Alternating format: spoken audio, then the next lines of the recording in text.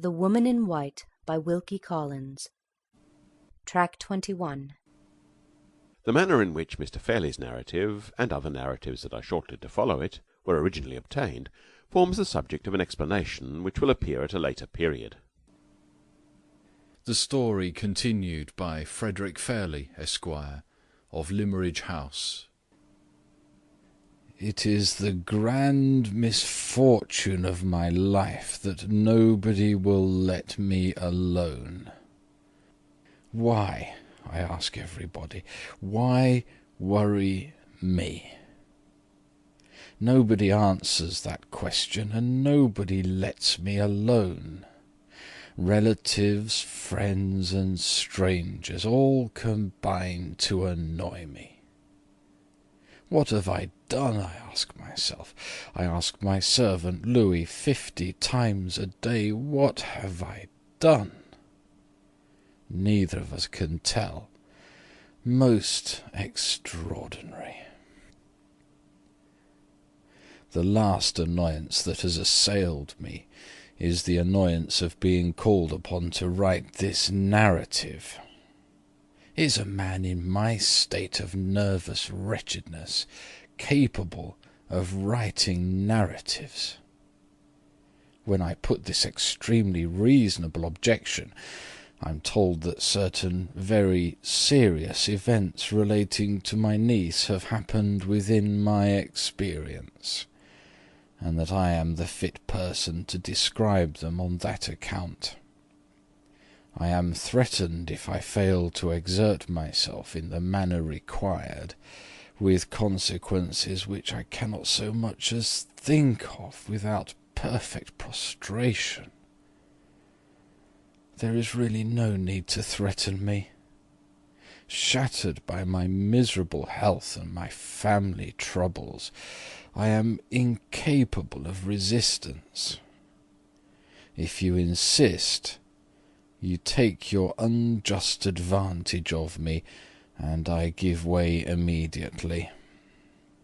I will endeavour to remember what I can, under protest, and to write what I can, also under protest, and what I can't remember and can't write, Louis must remember and write for me. He is an ass, and I'm an invalid, and we are likely to make all sorts of mistakes between us. How humiliating! I'm told to remember dates. Good heavens, I never did such a thing in my life. How am I to begin now? I have asked Louis. He is not quite such an ass as I have hitherto supposed. He remembers the date of the event within a week or two, and I remember the name of the person. The date was towards the end of June or the beginning of July, and the name, in my opinion a remarkably vulgar one, was Fanny. At the end of June or the beginning of July, then, I was reclining in my customary state, surrounded by the various objects of art which I have collected about me to improve the taste of the barbarous people in my neighbourhood. That is to say, I had the photographs of my pictures, and prints, and coins, and so forth, all about me, which I intend one of these days to present.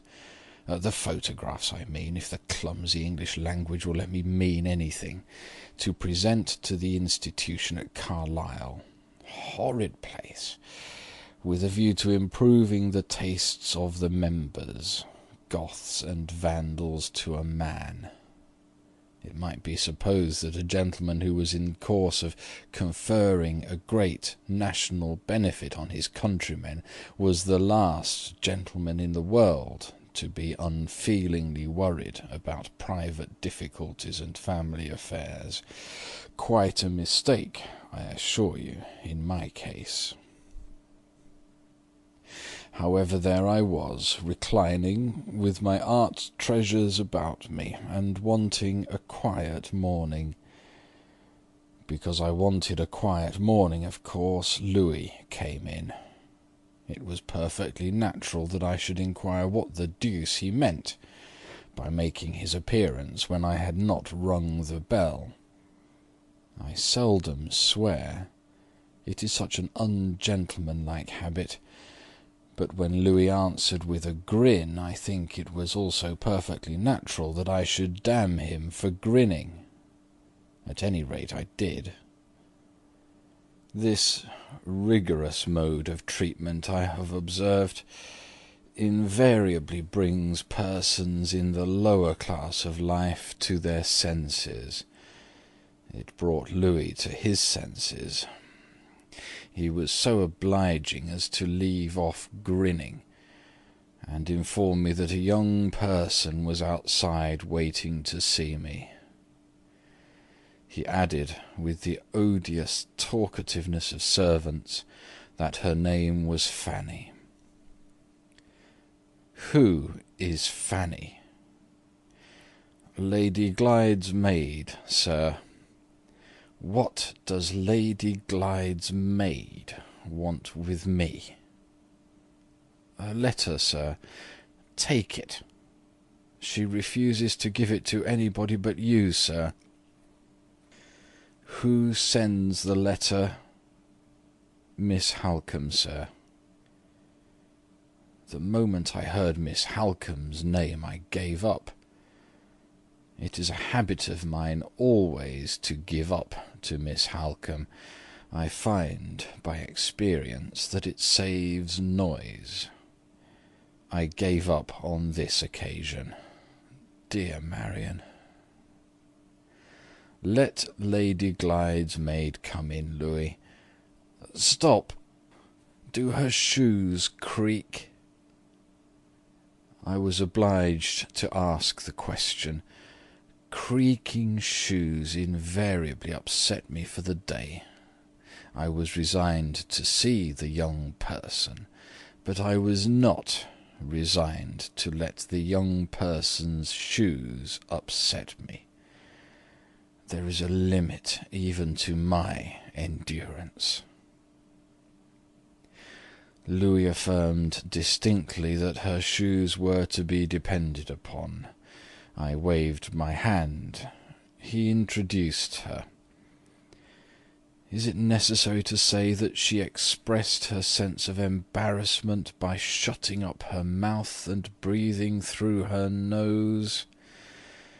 To the student of female human nature in the lower orders, surely not. Let me do the girl justice. Her shoes did not creak. But why do young persons in service all perspire at the hands? Why have they all got fat noses and hard cheeks? And why are their faces so sadly unfinished, especially about the corners of the eyelids? I'm not strong enough to think deeply myself on the subject, but I appeal to professional men who are. Why have we no variety in our breed of young persons? You have a letter for me from Miss Halcombe. Put it down on the table, please, and don't upset anything. How is Miss Halcombe? Very well, thank you, sir. And Lady Glyde? I received no answer. The young person's face became more unfinished than ever, and I think she began to cry. I certainly saw something moist about the eyes. Tears or perspiration? Louis, whom I have just consulted, is inclined to think tears. He is in her class of life, and he ought to know best. Let us say tears. Except when the refining process of art judiciously removes from them all semblance to nature, I distinctly object to tears. Tears are scientifically described as a secretion. I can understand that a secretion may be healthy or unhealthy, but I cannot see the interest of a secretion from a sentimental point of view. Perhaps my own secretions being all wrong together, I'm a little prejudiced on the subject. No matter, I behaved on this occasion with all possible propriety and feeling. I closed my eyes and said to Louis, "Endeavour to ascertain what she means." Louis endeavoured, and the young person endeavoured. They succeeded in confusing each other to such an extent that I am bound in common gratitude to say they really amused me. I think I shall send for them again when I am in low spirits. I've just mentioned this idea to Louis. Strange to say, it seems to make him uncomfortable. Poor devil! Surely I'm not expected to repeat my niece's maid's explanation of her tears, interpreted in the English of my Swiss valet. The thing is manifestly impossible. I can give my own impressions and feelings, perhaps. Will that do as well? Please say yes. My idea is that she began by telling me, through Louis, that her master had dismissed her from her mistress's service. Observe throughout the strange irrelevancy of the young person. Was it my fault that she had lost her place? On her dismissal, she had gone to the inn to sleep. I don't keep the inn. Why mention it to me? Between 6 o'clock and 7, Miss Halcombe had come to say good-bye, and had given her 2 letters, one for me and one for a gentleman in London. I am not a gentleman in London. Hang the gentleman in London. She had carefully put the 2 letters into her bosom. What have I to do with her bosom? She had been very unhappy when Miss Halcombe had gone away again. She had not had the heart to put bit or drop between her lips till it was near bedtime, and then, when it was close on 9 o'clock, she had thought she would like a cup of tea. Am I responsible for any of these vulgar fluctuations which begin with unhappiness and end with tea? Just as she was warming the pot. I give the words on the authority of Louis, who says he knows what they mean, and wishes to explain, but I snub him on principle. Just as she was warming the pot, the door opened, and she was struck of a heap. Her own words again, and perfectly unintelligible this time to Louis as well as to myself, by the appearance in the inn parlour of her ladyship the Countess. I give my niece's maid's description of my sister's title with a sense of the highest relish. My poor dear sister is a tiresome woman who married a foreigner. To resume, the door opened, her ladyship the Countess appeared in the parlour, and the young person was struck of a heap. Most remarkable. I must really rest a little before I can go on any farther. When I have reclined for a few minutes with my eyes closed, and when Louis has refreshed my poor aching temples with a little eau de cologne, I may be able to proceed. Her ladyship the Countess. No, I am able to proceed, but not to sit up. I will recline and dictate. Louis has a horrid accent, but he knows the language and can write. How very convenient. Her ladyship the Countess explained her unexpected appearance at the inn by telling Fanny that she had come to bring one or two little messages which Miss Halcombe, in her hurry, had forgotten. The young person thereupon waited anxiously to hear what the messages were, but the Countess seemed disinclined to mention them, so like my sister's tiresome way, until Fanny had had her tea. Her ladyship was surprisingly kind and thoughtful about it, extremely unlike my sister, and said, "I am sure, my poor girl, you must want your tea. We can let the messages wait till afterwards. Come, come, if nothing else will put you at your ease, I'll make the tea and have a cup with you." I think those were the words, as reported excitably in my presence by the young person. At any rate, the Countess insisted on making the tea, and carried her ridiculous ostentation of humility so far as to take one cup herself, and to insist on the girl's taking the other. The girl drank the tea, and, according to her own account, solemnized the extraordinary occasion 5 minutes afterwards by fainting dead away for the first time in her life. Here again I use her own words. Louis thinks they were accompanied by an increased secretion of tears. I cannot say myself, the effort of listening being quite as much as I could manage. My eyes were closed.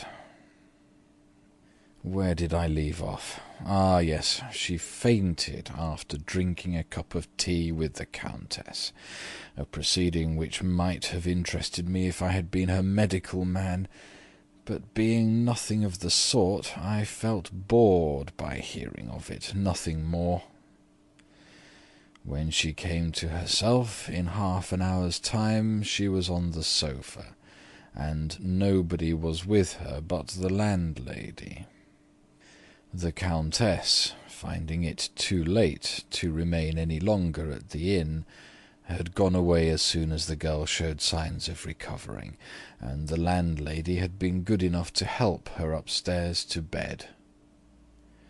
Left by herself, she had felt in her bosom — I regret the necessity of referring to this part of the subject a second time — and had found the 2 letters there quite safe, but strangely crumpled.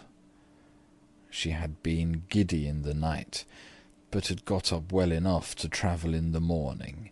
She had put the letter addressed to that obtrusive stranger, the gentleman in London, into the post, and had now delivered the other letter into my hands, as she was told.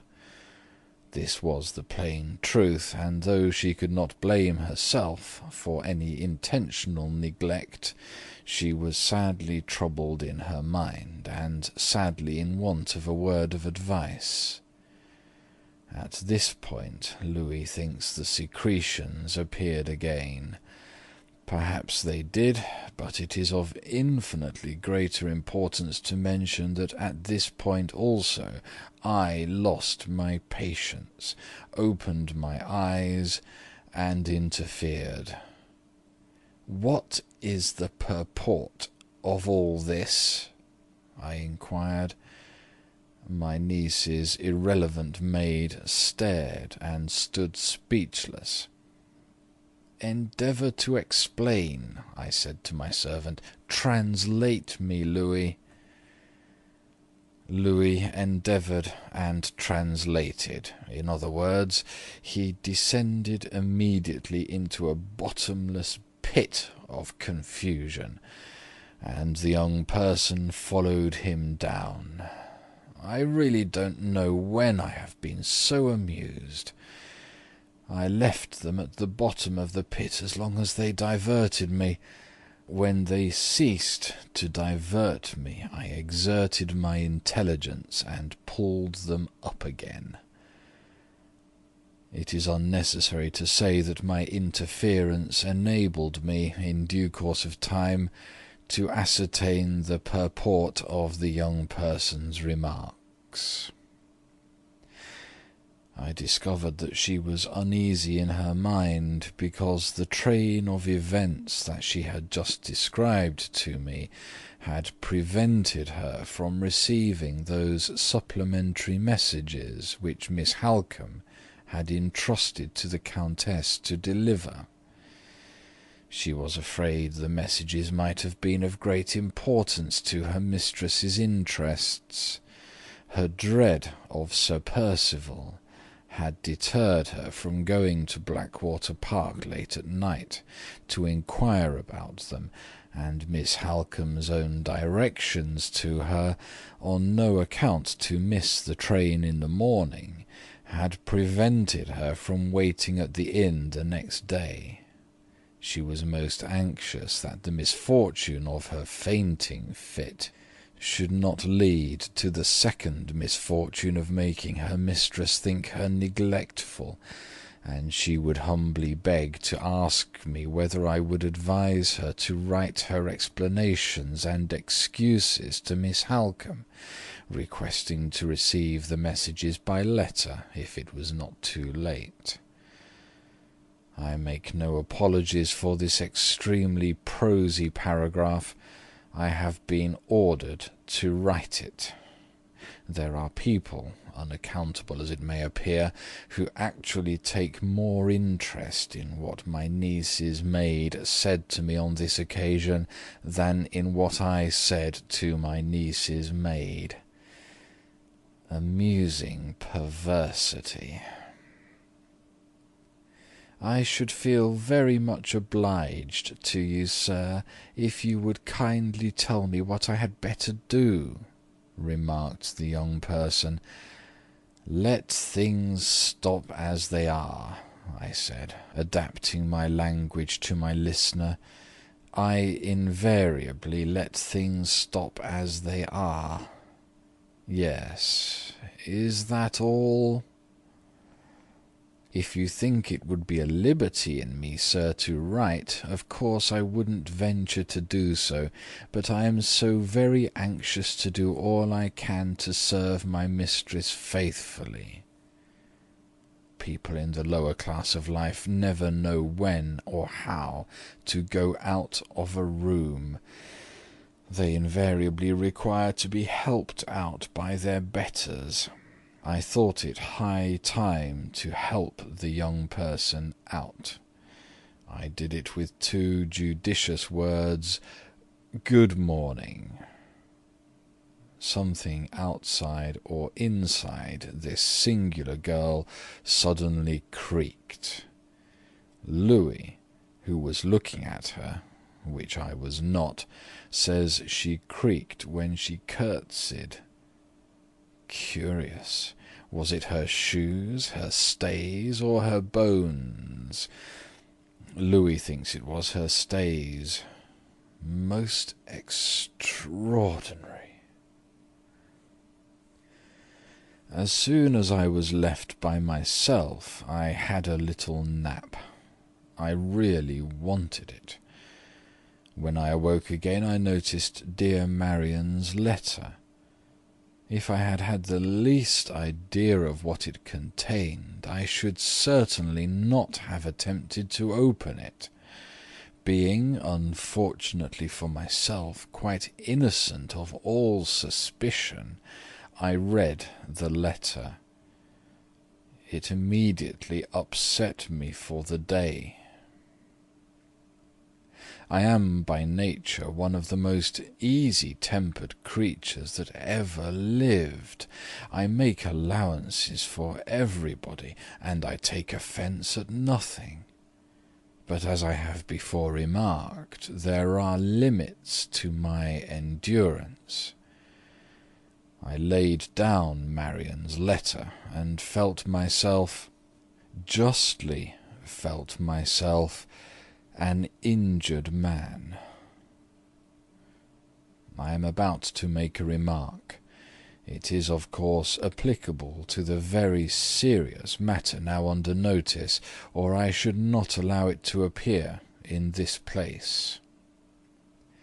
Nothing, in my opinion, sets the odious selfishness of mankind in such a repulsively vivid light as the treatment, in all classes of society, which the single people receive at the hands of the married people. When you have once shown yourself too considerate and self-denying to add a family of your own to an already overcrowded population, you are vindictively marked out by your married friends, who have no similar consideration and no similar self-denial, as the recipient of half their conjugal troubles, and the born friend of all their children. Husbands and wives talk of the cares of matrimony, and bachelors and spinsters bear them. Take my own case. I considerately remain single, and my poor dear brother Philip inconsiderately marries. What does he do when he dies? He leaves his daughter to me. She is a sweet girl. She is also a dreadful responsibility. Why lay her on my shoulders? Because I am bound, in the harmless character of a single man, to relieve my married connections of all their own troubles. I do my best with my brother's responsibility. I marry my niece with little fuss and difficulty to the man her father wanted her to marry. She and her husband disagree, and unpleasant consequences follow. What does she do with those consequences? She transfers them to me. Why transfer them to me? Because I am bound, in the harmless character of a single man, to relieve my married connections of all their own troubles. Poor single people, poor human nature! It is quite unnecessary to say that Marian's letter threatened me. Everybody threatens me. All sorts of horrors were to fall on my devoted head if I hesitated to turn Limmeridge House into an asylum for my niece and her misfortunes. I did hesitate, nevertheless. I have mentioned that my usual course hitherto had been to submit to dear Marian and save noise, but on this occasion the consequences involved in her extremely inconsiderate proposal were of a nature to make me pause. If I opened Limmeridge House as an asylum to Lady Glyde, what security had I against Sir Percival Glyde's following her here in a state of violent resentment against me for harbouring his wife? I saw such a perfect labyrinth of troubles involved in this proceeding that I determined to feel my ground, as it were. I wrote, therefore, to dear Marian, to beg, as she had no husband to lay claim to her, that she would come here by herself first, and talk the matter over with me. If she could answer my objections to my own perfect satisfaction, then I assured her that I would receive our sweet Laura with the greatest pleasure, but not otherwise. I felt, of course, at the time that this temporizing on my part would probably end in bringing Marian here in a state of virtuous indignation, banging doors. But then the other course of proceeding might end in bringing Sir Percival here in a state of virtuous indignation, banging doors also. And of the two indignations and bangings I preferred Marian's, because I was used to her. Accordingly I dispatched the letter by return of post. It gained me time, at all events, and, oh dear me, what a point that was to begin with! When I am totally prostrated— did I mention that I was totally prostrated by Marian's letter? It always takes me 3 days to get up again. I was very unreasonable. I expected 3 days of quiet. Of course, I didn't get them. The 3rd day's post brought me a most impertinent letter from a person with whom I was totally unacquainted. He described himself as the acting partner of our man of business, our dear pig-headed old Gilmore, and he informed me that he had lately received, by the post, a letter addressed to him in Miss Halcombe's handwriting. On opening the envelope he had discovered, to his astonishment, that it contained nothing but a blank sheet of note-paper. This circumstance appeared to him so suspicious, as suggesting to his restless legal mind that the letter had been tampered with, that he had at once written to Miss Halcombe, and had received no answer by return of post.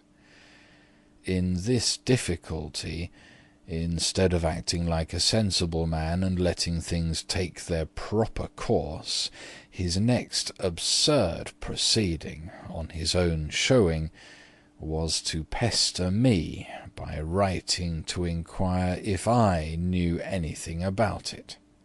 What the deuce should I know about it? Why alarm me as well as himself? I wrote back to that effect.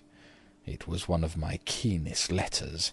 I have produced nothing with a sharper epistolary edge to it since I tendered his dismissal in writing to that extremely troublesome person, Mr. Walter Hartwright. My letter produced its effect. I heard nothing more from the lawyer.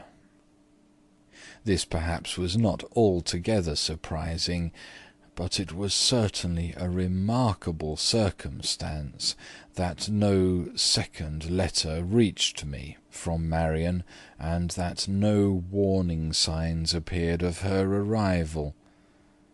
Her unexpected absence did me amazing good.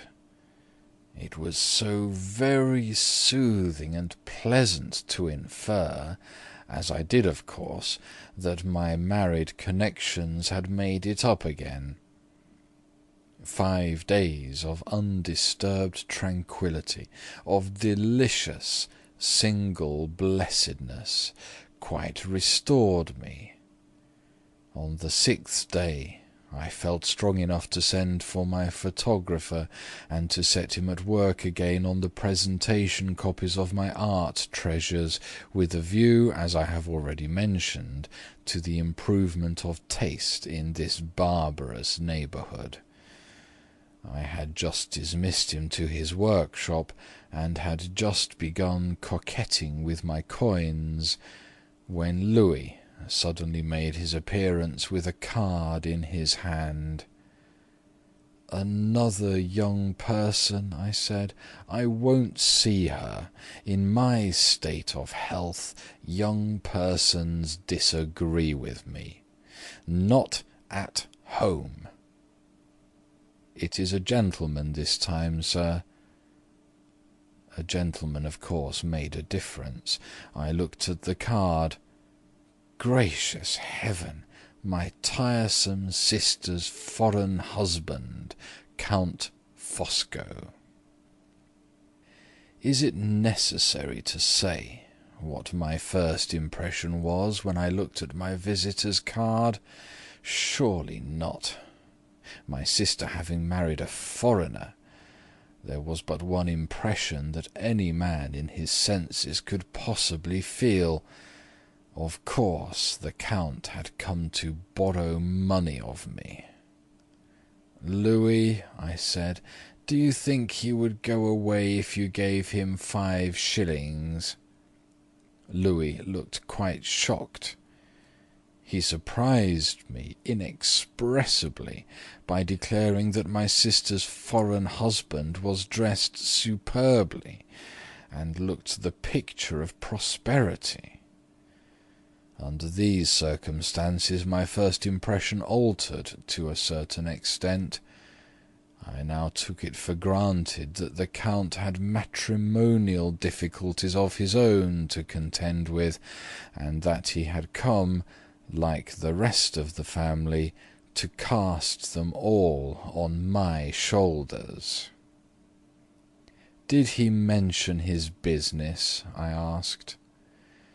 "Count Fosco said he had come here, sir, because Miss Halcombe was unable to leave Blackwater Park."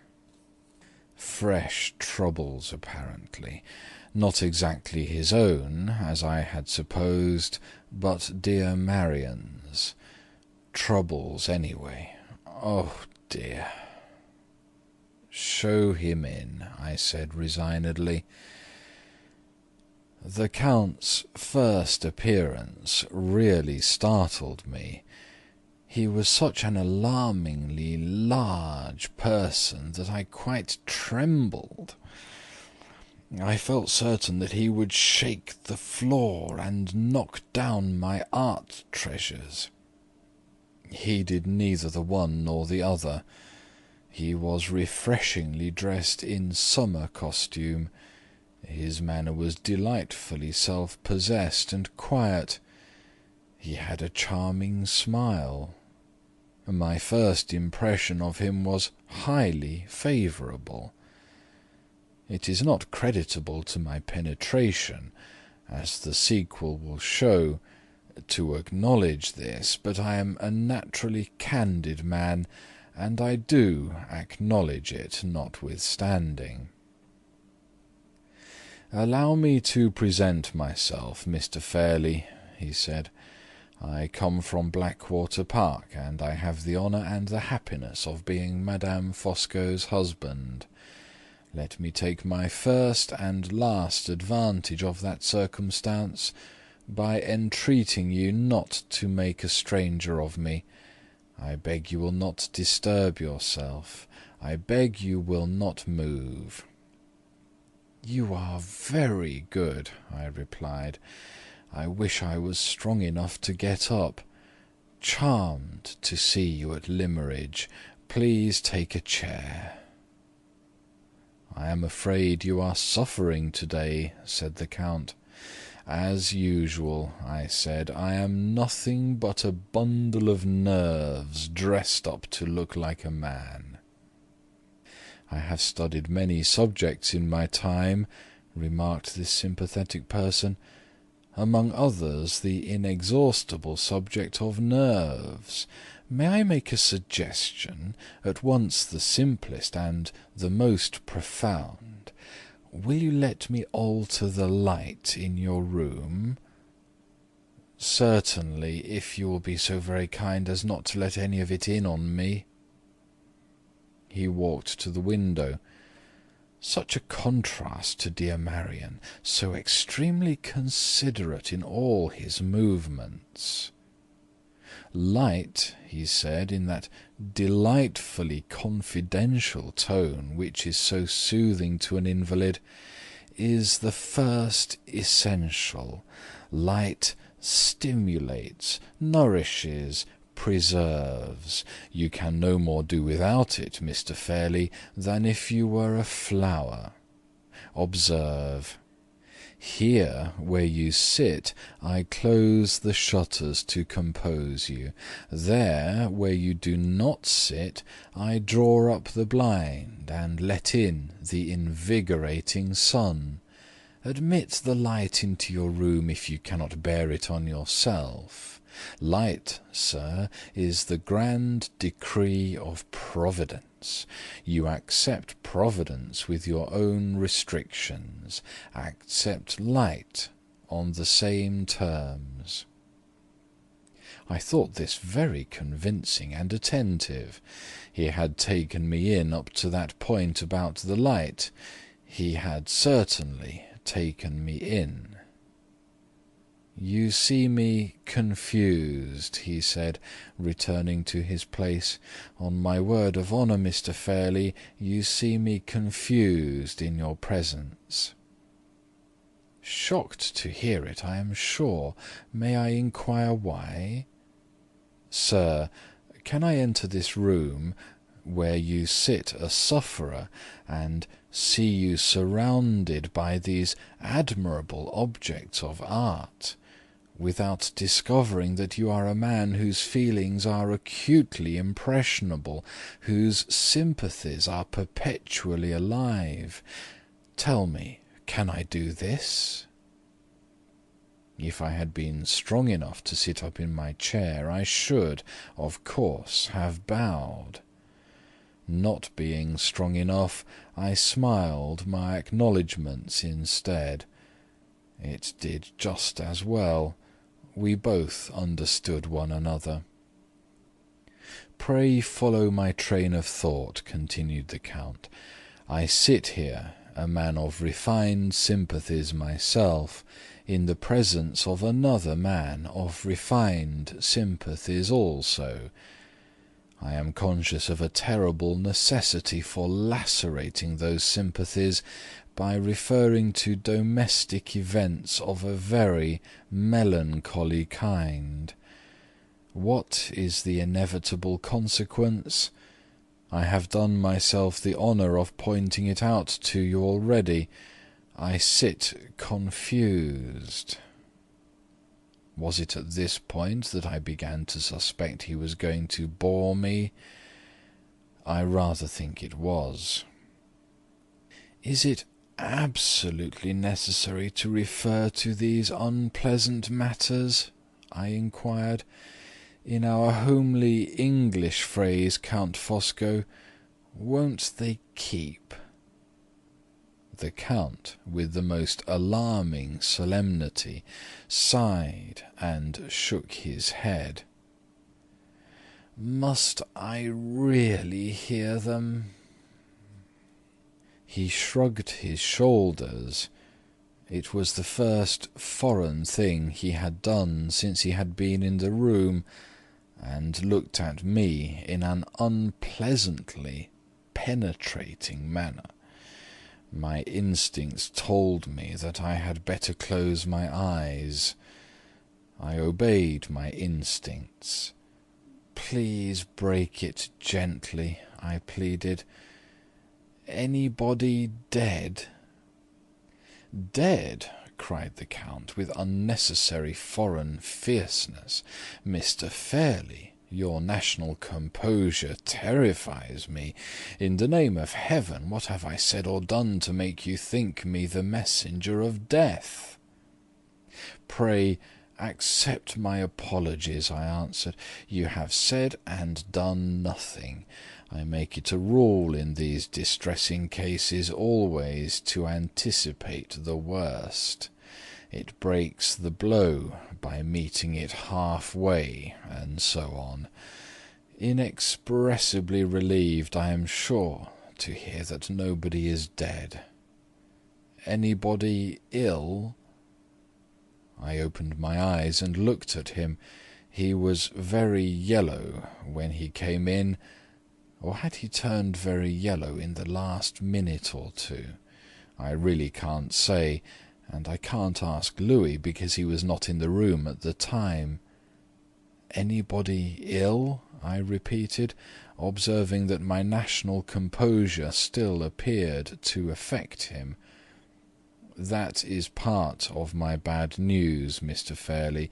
Yes, somebody is ill." "Grieved, I am sure. Which of them is it?" To my profound sorrow, Miss Halcombe. Perhaps you were in some degree prepared to hear this. Perhaps when you found that Miss Halcombe did not come here by herself, as you proposed, and did not write a second time, your affectionate anxiety may have made you fear that she was ill. I have no doubt my affectionate anxiety had led me to that melancholy apprehension at some time or other. But at the present my wretched memory entirely failed to remind me of the circumstance. However, I said yes, in justice to myself. I was much shocked. It was so very uncharacteristic of such a robust person as dear Marian to be ill, that I could only suppose she had met with an accident. A horse, or a false step on the stairs, or something of that sort. "Is it serious?" I asked. "Serious beyond a doubt," he replied. "Dangerous, I hope and trust not. Miss Halcombe unhappily exposed herself to be wetted through by a heavy rain. The cold that followed was of an aggravated kind, and it has now brought with it the worst consequence, fever." When I heard the word fever, and when I remembered at the same moment that the unscrupulous person who was now addressing me had just come from Blackwater Park, I thought I should have fainted on the spot. "Good God!" I said, "is it infectious?" "Not at present," he answered, with detestable composure. "It may turn to infection, but no such deplorable complication had taken place when I left Blackwater Park. I have felt the deepest interest in the case, Mr. Fairley. I have endeavoured to assist the regular medical attendant in watching it. Accept my personal assurances of the uninfectious nature of the fever when I last saw it." Accept his assurances! I never was farther from accepting anything in my life. I would not have believed him on his oath. He was too yellow to be believed. He looked like a walking West Indian epidemic. He was big enough to carry typhus by the ton, and to dye the very carpet he walked on with scarlet fever. In certain emergencies my mind is remarkably soon made up. I instantly determined to get rid of him. "You will kindly excuse an invalid," I said, "but long conferences of any kind invariably upset me. May I beg to know exactly what the object is to which I am indebted for the honour of your visit?" I fervently hoped that this remarkably broad hint would throw him off his balance, confuse him, reduce him to polite apologies, in short, get him out of the room. On the contrary, it only settled him in his chair. He became additionally solemn and dignified and confidential. he held up 2 of his horrid fingers, and gave me another of his unpleasantly penetrating looks. What was I to do? I was not strong enough to quarrel with him. Conceive my situation, if you please. Is language adequate to describe it? I think not. The objects of my visit, he went on, quite irrepressibly, are numbered on my fingers. They are 2. First, I come to bear my testimony with profound sorrow to the lamentable disagreements between Sir Percival and Lady Glyde. I am Sir Percival's oldest friend. I am related to Lady Glyde by marriage. I am an eye-witness of all that has happened at Blackwater Park. In those 3 capacities I speak with authority, with confidence, with honourable regret. Sir, I inform you, as the head of Lady Glyde's family, that Miss Halcombe has exaggerated nothing in the letter which she wrote to your address. I affirm that the remedy which that admirable lady has proposed is the only remedy that will spare you the horrors of public scandal. A temporary separation between husband and wife is the one peaceable solution of this difficulty. Part them for the present, and when all causes of irritation are removed, I, who have now the honour of addressing you, I will undertake to bring Sir Percival to reason. Lady Glyde is innocent, Lady Glyde is injured, but, follow my thought here, she is on that very account, I say it with shame, the cause of irritation while she remains under her husband's roof. No other house can receive her with propriety but yours. I invite you to open it. Cool. Here was a matrimonial hailstorm pouring in the south of England, and I was invited by a man with fever in every fold of his coat to come out from the north of England and take my share of the pelting. I tried to put the point forcibly, just as I have put it here. The Count deliberately lowered one of his horrid fingers, kept the other up, and went on, rode over me, as it were, without even the common coachman-like attention of crying "Hi!" before he knocked me down. Follow my thought once more, if you please, he resumed. My first object you have heard. My second object in coming to this house is to do what Miss Halcombe's illness has prevented her from doing herself. My large experience is consulted on all difficult matters at Blackwater Park, and my friendly advice was requested on the interesting subject of your letter to Miss Halcombe. I understood at once, for my sympathies are your sympathies, why you wished to see her here before you pledged yourself to inviting Lady Glyde. You are most right, sir, in hesitating to receive the wife until you are quite certain that the husband will not exert his authority to reclaim her. I agree to that. I also agree that such delicate explanations as this difficulty involves are not explanations which can be properly disposed of by writing only.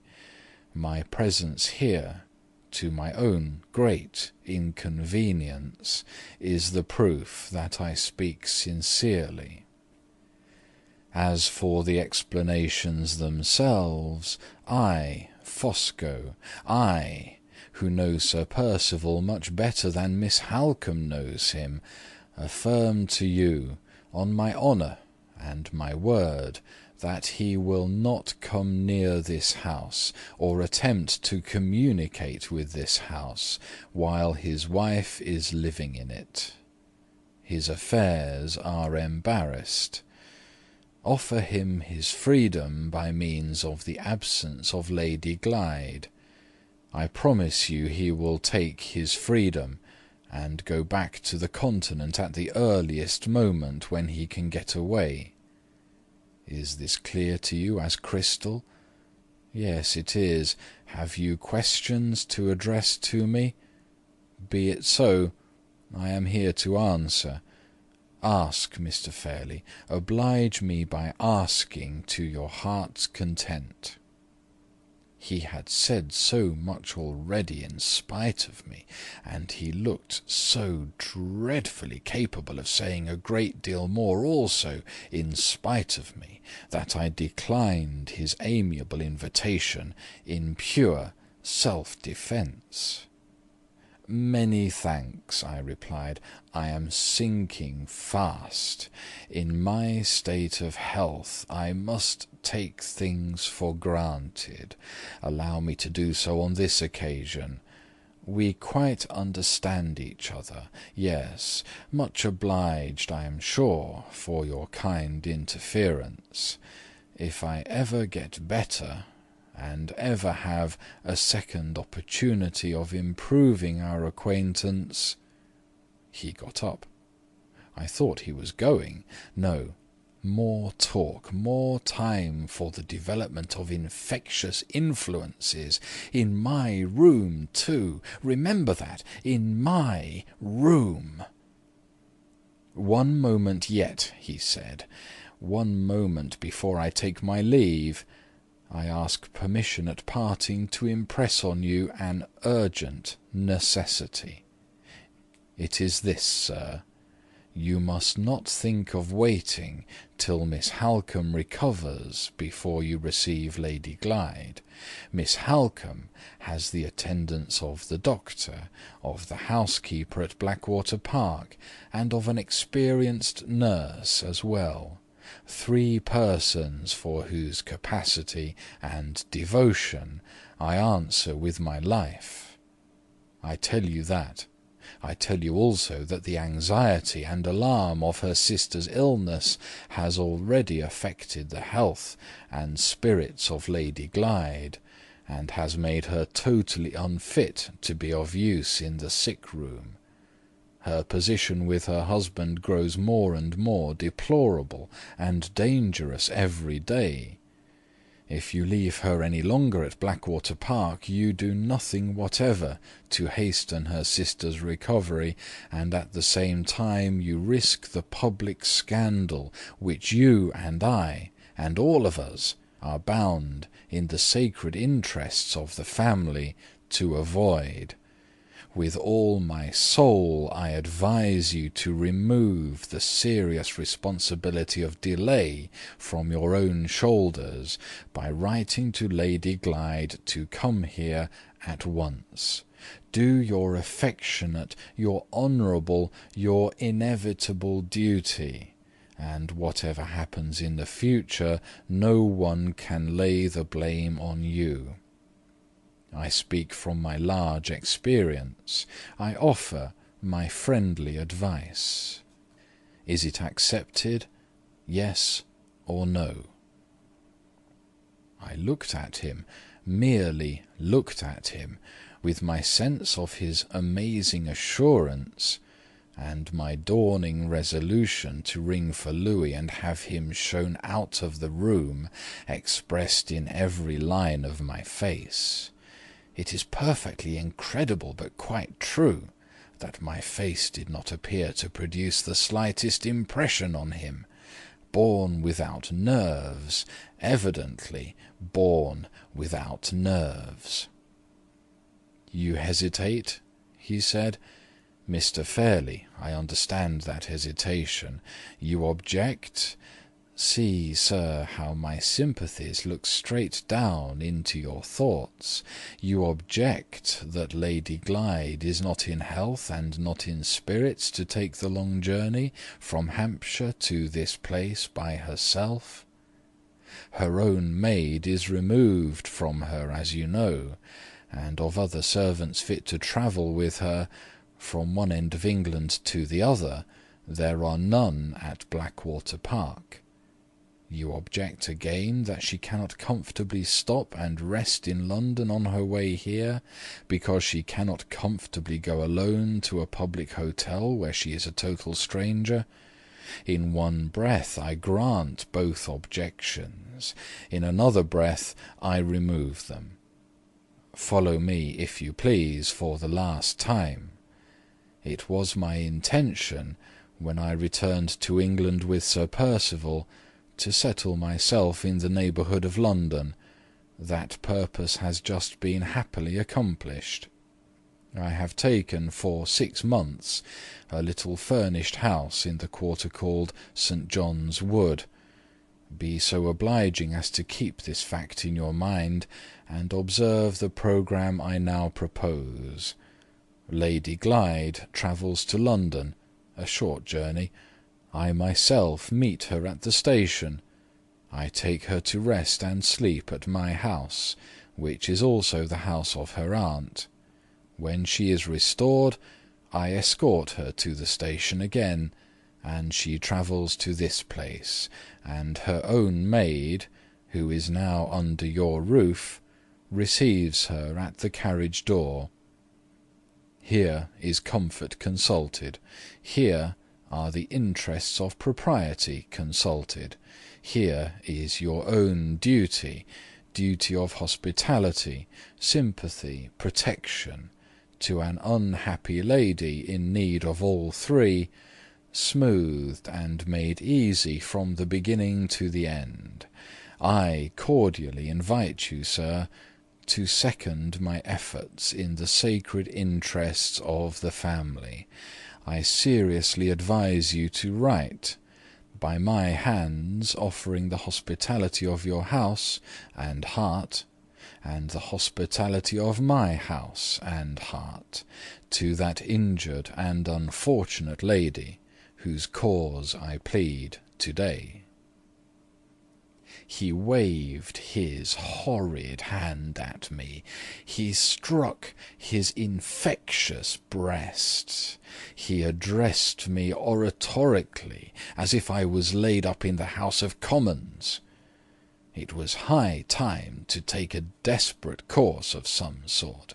It was also high time to send for Louis, and adopt the precaution of fumigating the room. In this trying emergency an idea occurred to me, an inestimable idea, so to speak, killed 2 intrusive birds with one stone.